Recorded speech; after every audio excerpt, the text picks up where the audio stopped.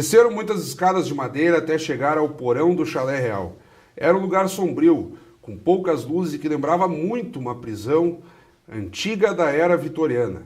A rainha pensou em como um lugar assim poderia existir em uma terra como Fairworld.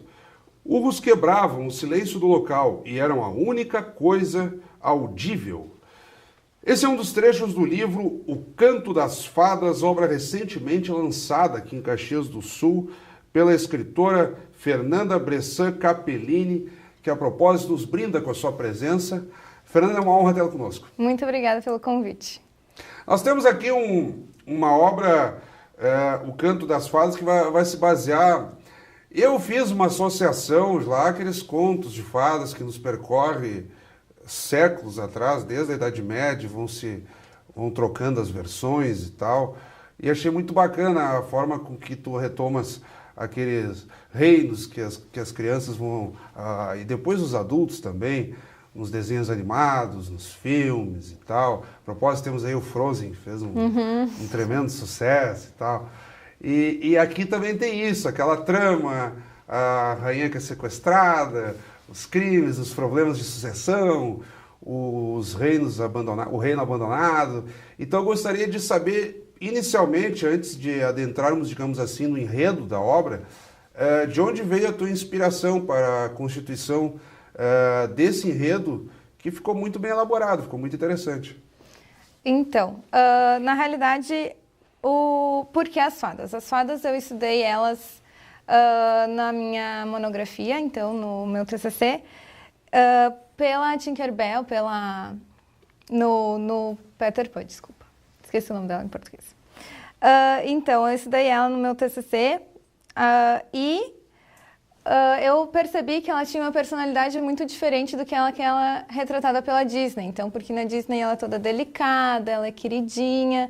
E no livro, não. Ela chega a ser até arrogante, né? Então, ela não... Para mostrar que as fadas não são só aqueles seres mágicos, queridinhos que eles eram. Então, eu queria mostrar que eles podem ter várias personalidades. Foi daí a ideia das fadas. A ideia dos reinos, eu acho que vem alguma coisa lá do Tolkien, do Christopher Paolini, de Eragon e também do Senhor dos Anéis. Eu queria que fosse as fadas, porque eu nunca tinha lido algum livro só sobre elas, só sobre esse tipo de criatura. E eu acho que foi bem baseado no Tolkien mesmo. Aí nós estamos falando do Senhor dos Anéis, nós estamos falando... o Harry Potter. Então por aí tu foi se dando a tua construção de enredo. Isso. E a escolha dos personagens, que também, de novo, esses livros eles se caracterizam por ser grandes tomos e recheados de muitos personagens. Aqui tu tens uma capacidade muito maior de síntese. Os capítulos ficam organizados quase como que... é sempre chato essa discussão de gêneros e tal, mas... Digamos que nós teríamos ali ou capítulos ou breves contos e que depois são costurados, digamos assim, pela trama em si. Mas é possível o leitor isoladamente se debruçar sobre um capítulo ou outro e depois lá fazer a ligação. Ou seja, eles têm uma certa autonomia, né? Sim, eles têm. Na realidade, como escritora, eu tenho essa tendência de escrever menos, de sintetizar mais as coisas. Como leitora, eu acho O Senhor dos Anéis ótimo, mas eu acho ele muito longo, muito descritivo. São tomos.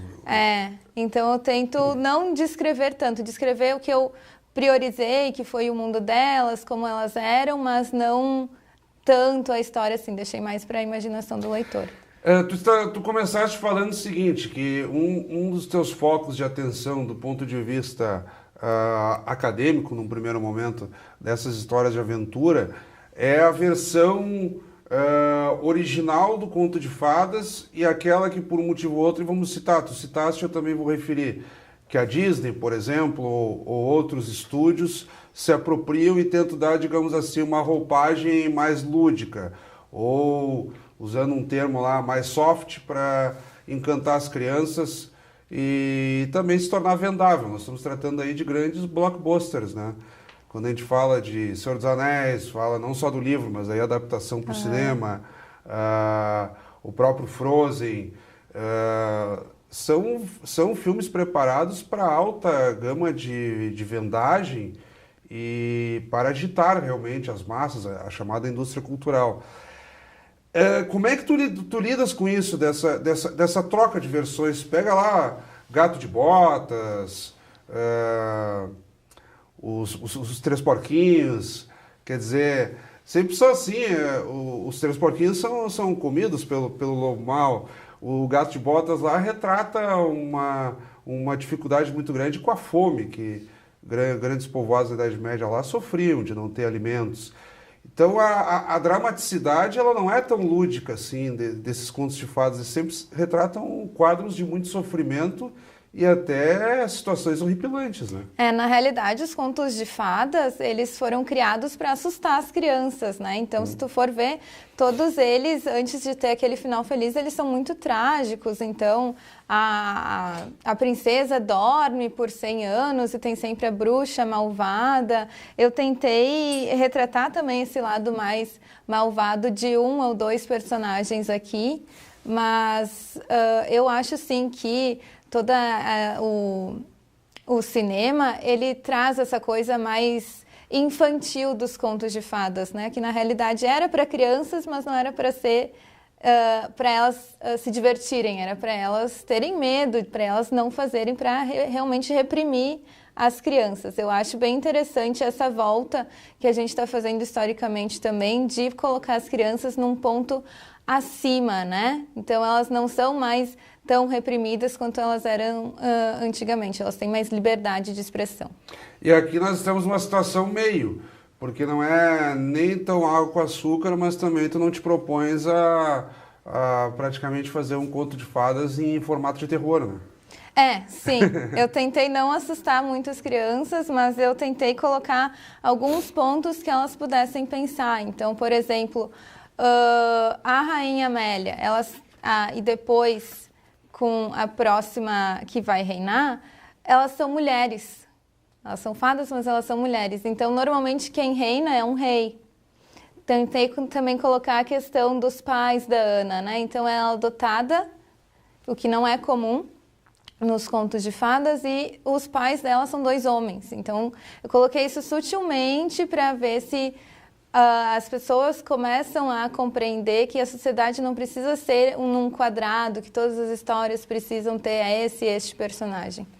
Sim, tu está lidando com algo extremamente delicado, e aí quem pôde acompanhar nos últimos anos aí os casamentos lá da corte britânica, sempre que nasce um filho, há aquela discussão do sangue azul, né? A sucessão de linhagem, as polêmicas que dão, mas vem cá, ele está escolhendo se casar com uma mulher que não tem um sobrenome conhecido, ou que é afrodescendente, não é o inglês puro, né? Então tu tocas aí num ponto sensível que a própria mídia e a sociedade, de uma forma ou de outra, dificilmente alguém vai rejeitar a corte real britânica, mas só o fato de se discutir, sempre que há, por exemplo, agora a esposa, se não estou enganado, do príncipe William, né,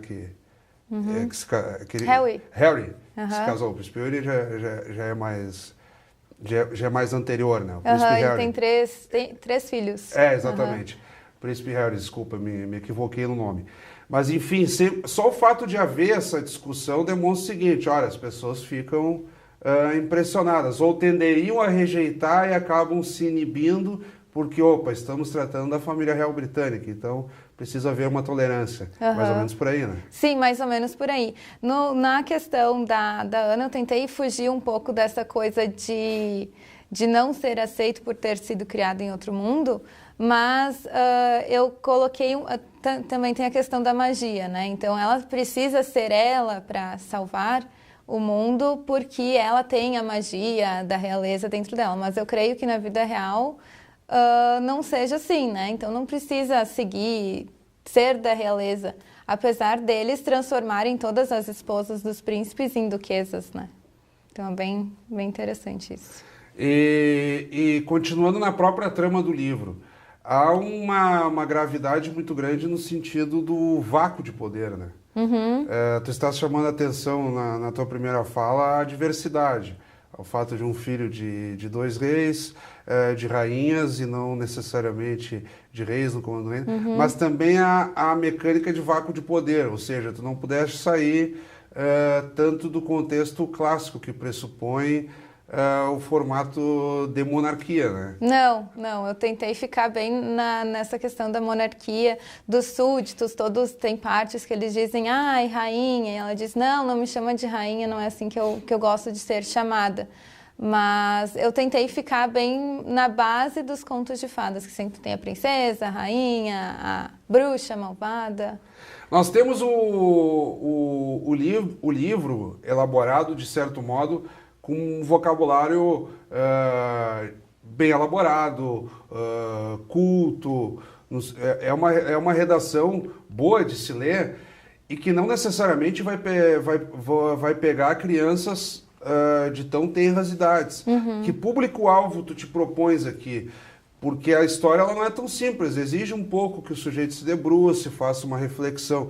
Tu estás te voltando mais a uma faixa infanto-juvenil ou até adulto, de repente? Sim, eu acho mais infanto-juvenil ou talvez até adulto. Eu, como leitora, eu leio muitos livros infanto-juvenis. Apesar de não estar nessa fase da minha vida mais, mas eu acho que eles são muito bons para relaxar e tudo mais. E foram livros infanto-juvenis que incentivaram o meu hábito de leitura. Então eu estava tentando fazer isso com o meu livro, tentar incentivar o hábito de leitura nos adolescentes. Eu acho que a faixa etária seria a partir dos 11 anos, mas adultos também. E tu já tens obtido algum retorno desde o lançamento do livro, embora não faça tanto tempo ainda, mas enfim... Não faz tanto tempo, mas eu já fui em algumas escolas, eu fui em alguns projetos sociais também. Eu acho que o que mais me chamou a atenção foi uma turma de 9º ano, que eles criaram um jornal de Fairy World. Então, eles colocaram o livro em forma de jornal. Então, ai, Rainha Ana, volta para a sua terra. Eles passaram os nomes de alguns jogadores de futebol conhecidos aqui, e transformaram o sobrenome deles em sobrenomes de fada, colocaram manchetes de tudo quanto é tipo. Eu achei bem interessante, é bem gratificante essa parte. Como nós sempre fizemos no Café com Letras, então vamos dar uma pausa para chamar as dicas do autor. Roda a vinheta aí. Estou aqui recebendo a Fernanda Bressan Capellini com o livro O Canto das Fadas. Nós vamos parar um pouquinho na abordagem do livro, que é o foco do Café com Letras essa semana, e pedir então, Fernanda, que tu compartilhes com quem está nos acompanhando neste momento dicas de autores, livros, podem ser clássicos, lançamentos, a quantidade que tu bem entenderes, nós temos tempo ainda, que por um motivo ou outro tu entendas que, olha, quem está nos acompanhando neste momento precisa correr atrás e também ler. Então, para o público mais infantil e infanto-juvenil, eu penso que o Roald Dahl, que não é um autor tão conhecido aqui no Brasil quanto é em outros países, é um autor ótimo para ser lido. Ele escreveu A Fantástica Fábrica de Chocolate, que eu acho que todo mundo conhece por causa do filme. Mas ele não escreveu só isso, ele escreveu Matilda, entre outras obras. Eu acho bem interessante para o público infanto-juvenil. E para o público mais adulto, eu pensei no Kafka, que ele vem sido esquecido ao longo dos tempos, mas eu acho que é sempre bom retornar. Então, não só a Metamorfose, mas Carta ao Pai, Um Artista da Fome, que retrata toda essa sociedade que existia no passado e que está voltando a ser agora no presente, eu acho bem interessante. Então, o Roald Dahl para as crianças e o Kafka para os adultos. Nas nomenclaturas, por exemplo, o próprio reino Fair World, que nós citamos aqui, tu abusas, digamos assim, de terminologias do inglês. Também tem uma provocação nesse sentido para que a gurizada tente se familiarizar, entender os significados. As pessoas nunca pegam aqui os nossos bate-papos antes de ir ao ar e depois de ir ao ar. Então a Fernanda aqui me deu uma pista, mais ou menos, de onde é que ela tirou as nomenclaturas. Eu estou aqui fazendo a provocação e gostaria que tu explicasses, então. Eu não tinha pensado nessa pergunta da questão de familiarização das pessoas com a língua inglesa, mas Vamos entrar também nas nomenclaturas aí. Eu acho que a questão do nome de Fairy World foi meio sem querer, porque eu estava escrevendo o livro, eu escrevi o livro depois de ter escrito o meu TCC, e eu escrevi ele em inglês, que eu sou prof de inglês. Então, o inglês esteve sempre presente na minha vida, e ficou Fairy World mesmo. As personagens, a maior parte delas eu tive que mudar o nome, porque eles eram nomes em inglês e não fazia muito sentido, todo né? o livro em inglês e Não. aí traduziu? Não, eu escrevi em português, mas é que é muito difícil, ainda é muito difícil para mim escrever em português. Porque eu penso muito em inglês, por claro. conviver 20 horas, sei lá, por dia com o inglês, porque eu dou aula de manhã, de tarde, de noite, só em inglês.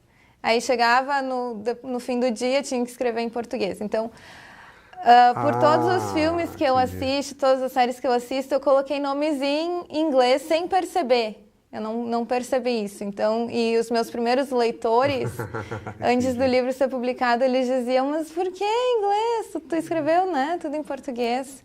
Então, a única coisa em inglês mesmo ficou foi Fairy World. E tem os Pixie Bears também.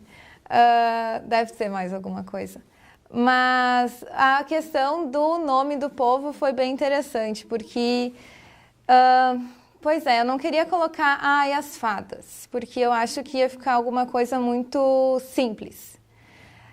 Eu queria criar um novo povo sem criar um novo povo. Então, as fadas já existiam, já tinha pesquisado bastante sobre elas, e eu queria dar um nome diferenciado. Procurei no Google Flor das Fadas, e apareceu lá Pixidantera, que foi então o nome do povo do livro. E daí então saiu a origem da nomenclatura. Bom, mas mal ou bem temos aqui a cutucada da professora de inglês aqui, tentando dizer o seguinte, olha, se vocês não entenderem isso aqui, corram para o dicionário lá de inglês e façam não só aquela tradução pura e simples, mas tente se familiarizar mesmo com as nomenclaturas. Tem muito disso também?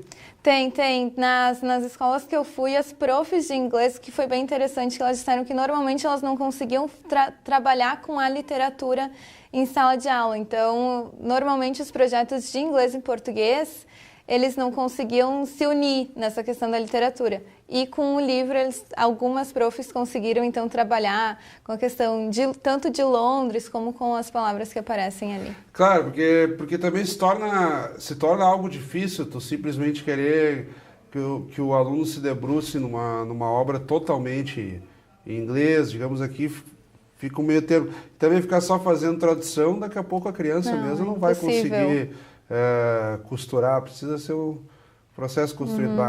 Em inglês é complicado, tem um monte de cursos lá. Sempre falta alguma coisa, né? Não, sempre falta alguma coisa, mas o inglês é tranquilo, não tem. Tão tranquilo assim. Mas enfim. E de retorno, assim, da gurizada, insistindo nisso ainda, com relação à própria trama, tu pretende dar uma sequência, por exemplo, livros de aventuras que já vieram aqui no programa. Tem pessoas que se detêm a fazer lá o mapa do reino, tem pessoas que se detêm a continuidade, ou a transformar esses livros quase que em exercícios de RPG com continuações intermináveis. Tu esperas ter feito aqui uma compilação de um momento ali de contos de fadas, uma adaptação, ou dar sequência a isso de uma outra forma? Eu espero dar sequência, até porque o livro não tem um final fechado.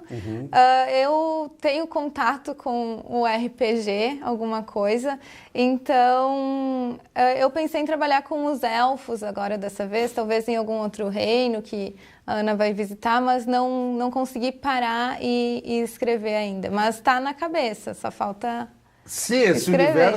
Esse universo de fantasia ele é quase interminável. Eu não vou lembrar quantos anos faz isso, mas faz muito tempo. Eu não lembro se foi nos Estados Unidos ou na Inglaterra que houve um lance do pessoal cultivar os anões de jardim, que todo mundo queria decorar os seus jardins com os anões, e as pessoas começaram a ter medo dos anões de jardim, aquilo gerou um negócio. Então, e até hoje, né, adultos aí com medo de Donas de Jardim, Doentes, Palhaças e por aí É bem afora. interessante.